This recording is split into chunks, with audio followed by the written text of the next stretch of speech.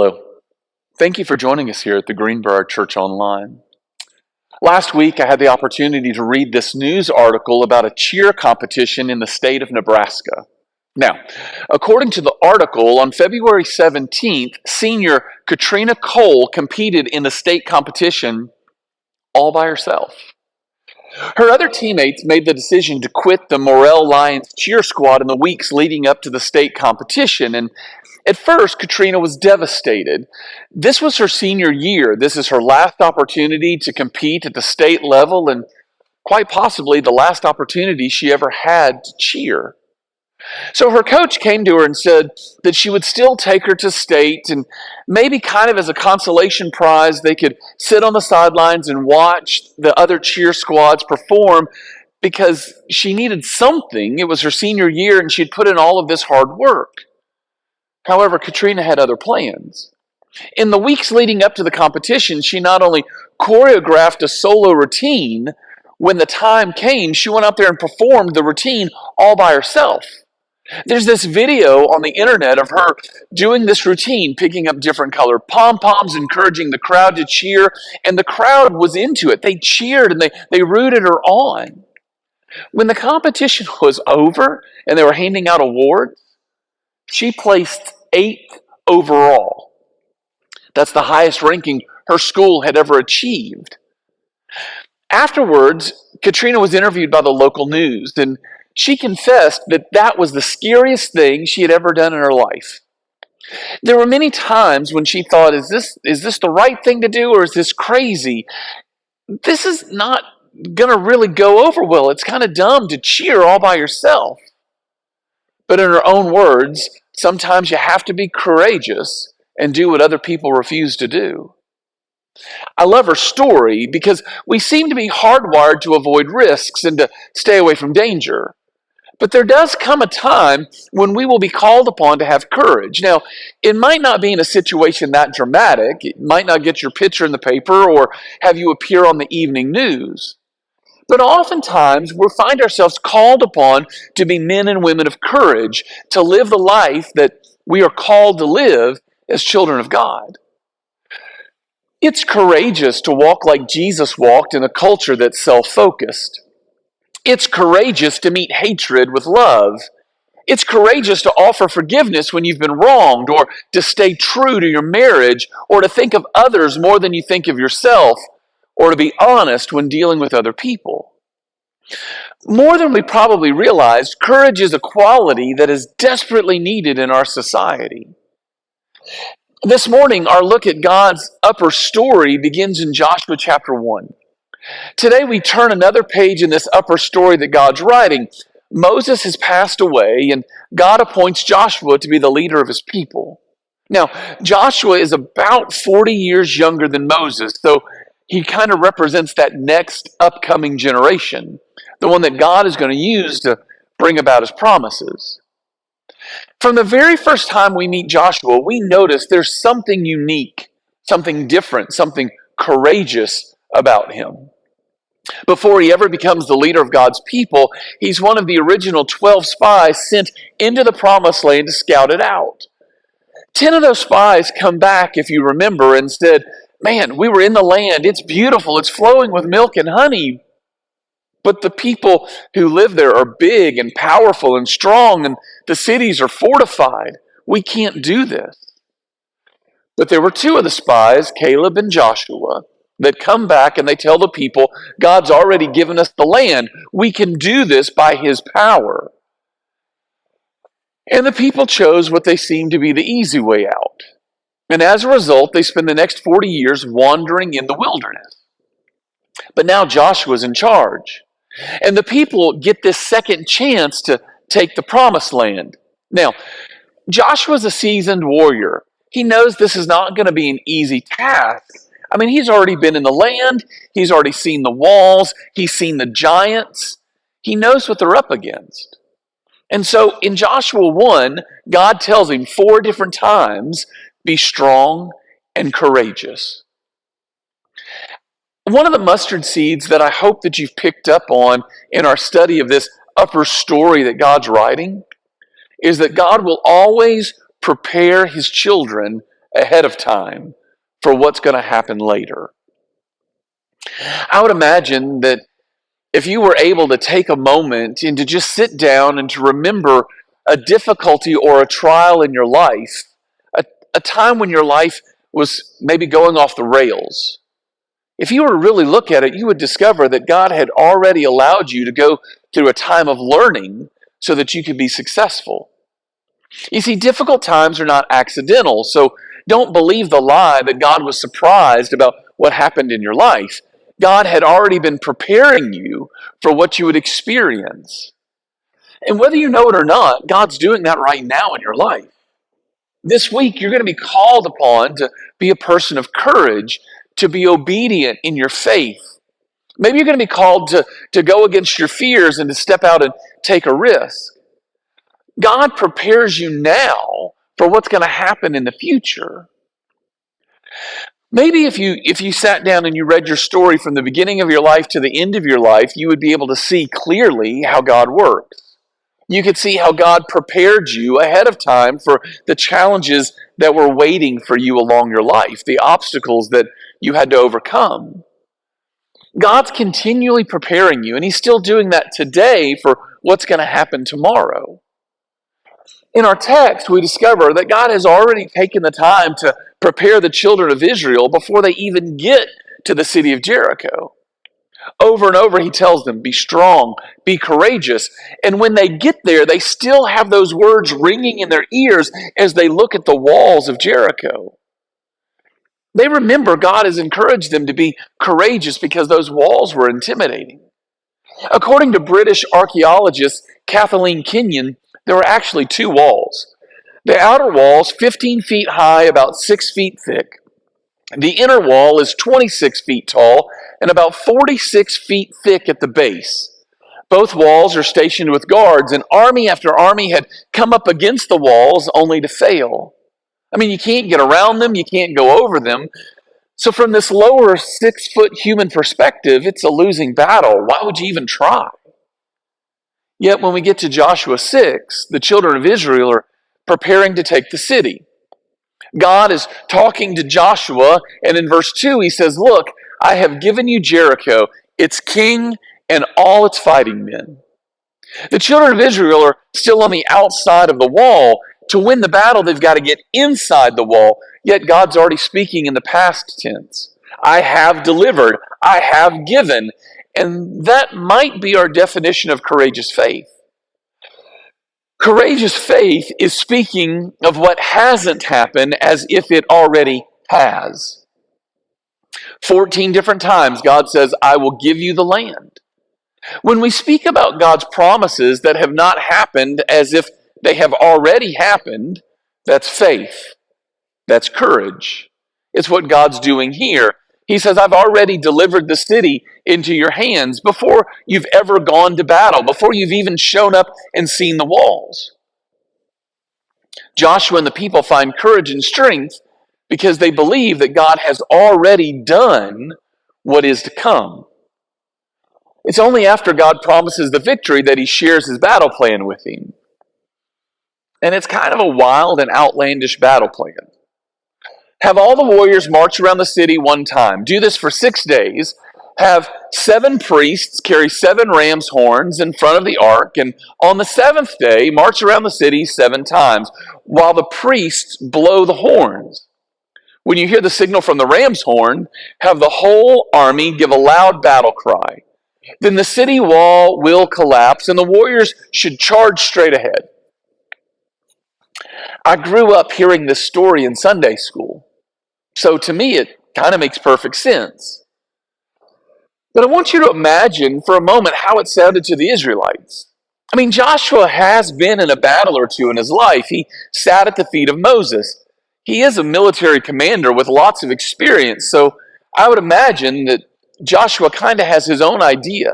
Maybe he's drawn up some battle plans and some strategies about how they should take the city. They could bribe a guard or set fire to the wall or maybe use a catapult to send a dead, diseased cow over the wall. But God shares this unconventional plan that was unique because I don't think Joshua had a single battle plan that included the phrase marching band. Yet that's God's strategy. Maybe Joshua thought God had raised up an army on the inside. That's got to be it, right? There has to be some people on the inside that are going to pull this off because God's all powerful. He's already told us the battle's won. He must have somebody on the inside. And that's true, God does. But it's not an army. It's a woman, a prostitute named Rahab. So the plan is to take a city that's strong and fortified, not with swords, but with a prostitute and a marching band. There's no way that's going to fail, right? Once again, we find God is stacking the deck against himself. He wants to demonstrate his power and his strength. Everybody's going to know that Joshua led the charge, but the battle actually belonged to the Lord. Guys, there are times that we go into situations and we're not sure if we're being courageous or crazy. You know, there's no way what we're trying to do is going to work out well. I can't help but wonder if Joshua felt that way. I mean, there's a fine line between being courageous and being off your rocker. Just because you do something that makes you fearful doesn't mean that you're courageous. Sometimes it means you need to take a step back and just to think for a moment. I wonder if Joshua and the people had to pause a bit when they're marching around Jericho. I mean, that probably didn't look courageous to the people of Jericho watching from the top of the wall. I'm sure it didn't feel courageous to the people who are marching around the wall, the people that are blowing the trumpets. Yet we find that everything happened just like God said that it would. The walls collapsed. The people go in and they claim the city of Jericho, all because they're willing to obey God, even when it doesn't make a whole lot of sense. Let me share another mustard seed with you this morning. Courage is not the absence of fear, it's moving forward in spite of fear. Sometimes we think of a courageous person as somebody who's not afraid. But courage is not the absence of fear. Courage means that we move forward even though we're afraid. The truth is that you and I, more often than not, deal with fear through avoidance, not courage. We avoid situations where we know it's going to be difficult. We know that we're going to be afraid. I mean, if you feel like you're going to be the only one, then you don't go. If you're in a relationship and the relationship gets difficult, the most natural tendency is to leave or to withdraw. If you're facing some financial challenges and you get a bill in the mail, you don't open the bill, you set it on the desk.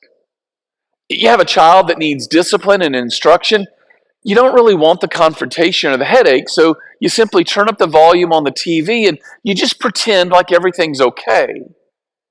You see, that's what we want to do when courage is called for. We want to avoid it. But this part of the story teaches us that courage is doing what God has called you to do, even though you're afraid, or scared, or tired, or alone. Courage is what pushes you forward. Don't forget the fact that Joshua was a young man when he first spied out the promised land. He was a young man when he enthusiastically said, "We can do this." But at that time, there was this older generation in charge, and the older generation says, "No, we can't." I've reached this age in my life where I have children who are becoming adults, and I have parents who remind me how reckless I was when I was becoming an adult. My kids have this total lack of fear. They have this reckless abandon as they make their plans and they move forward. And Tristan and I have heard them both say over 1,000 times, "Don't worry about it, Dad. God's going to take care of me. God's going to help me. God's going to see me through this." My parents remind me there was a time that I also had that same confidence. But now I'm older. And unfortunately, I'm a little more jaded. I want my boys to have concrete plans. I want them to see the 100 different ways that things could go sideways. I want them to have contingency options. And what I'm quickly realizing is that the older that you get, the more tendency we have to avoid risk. That's why the older generation said, it might not be a good idea. We can't do that. Think about the risk involved. And the whole time they're thinking about the risk, they end up wandering in the wilderness for 40 years because that was comfortable. That's what they knew. And now Joshua's in the leadership role. Joshua watched, he learned, he remembered, and as they're getting ready to take the promised land, he doesn't take the easy way out. He reminds them, take your eyes off yourselves and look at God. It's in God you will find courage. I don't know anything in this entire world that has the potential to be more life-changing than the moment that we take our eyes off our smallness and we put them on the bigness of God. We can confront the walls in our lives when we focus on who God is, when we notice God's power, God's strength. After 40 years in the wilderness, the children of Israel have finally quit looking at themselves and what they can accomplish and started depending on the bigness, on the grandness, on the awesomeness of God. They're filled with courage and strength, not because their circumstances have changed, not because things have gotten easier, but because they've begun to focus on God. And I wonder how much different would our stories look if we focused on the bigness of God instead of our smallness. I fully believe that God wants our story to be about His bigness. God's bigger than our problems. God's bigger than our doubts, bigger than our fears, bigger than our regrets, bigger than our guilt, bigger than our shame. This morning, God still calls us to be strong and courageous. I don't know a single person who says, I don't want to live that way. I don't know anybody who says, my preference is to just walk around every day filled with fear, filled with anxiety. We all want to be strong and courageous. We just don't know how to do it. It's not like you can just push a button or take a pill. The truth is, the only way that we can become strong and courageous is through prayer. It's only through prayer that we learn to take our eyes off us and our smallness and put them on God and His grandness. It's only through prayer that we are reminded of the power of God. And so I believe it's time that we make a renewed commitment to be people of prayer. We need to make sure that individually and collectively, prayer is a part of our DNA. We need to live a life that is completely and utterly dependent on God and on God's strength and on His power. We desperately need to live not by our might, but in the power of Jehovah. I have a friend who has a sign in his office that reads, "Courage is fear that has said its prayers." And I really like that. Courage is not something we drum up in ourselves. It's not something that we can find through intestinal fortitude. It's found in God. We don't live life on our own. We don't live life full of fear and anxiety because we don't know what's going to happen next. We are called to be people of faith, to live a life of faith and courage and strength because God is in us and with us. God's bigger than any wall that we face, stronger than any enemy that we fight. And our faith and our courage is found in the fact that He lives with us and invites us to live with Him. The end of the matter is that there's a battle that's raging around us, and we have to choose, are we going to fight with fear, or are we going to be bolstered in faith?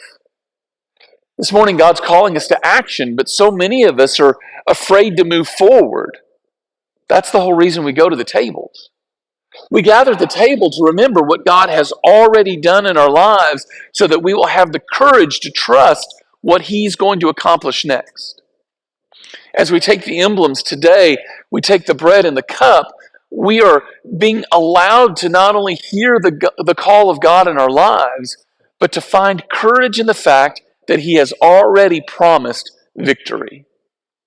Never forget, we are involved in a battle, but the battle belongs to the Lord. And so I hope this morning as you sit at the table, you're able to talk and to reflect and to remember about all of the wonderful ways that God has prepared you for this very moment, so that in courage And in faith, you can face the day and you can understand that the battle will be won because the battle belongs to the Lord. I hope that you have a wonderful week, that it is a week that is devoid of fear and anxiety, instead that it is filled with faith and courage and strength and power. Never forget how deeply you're loved. I look forward to seeing you very soon. Please go in peace and enjoy your time together at the table.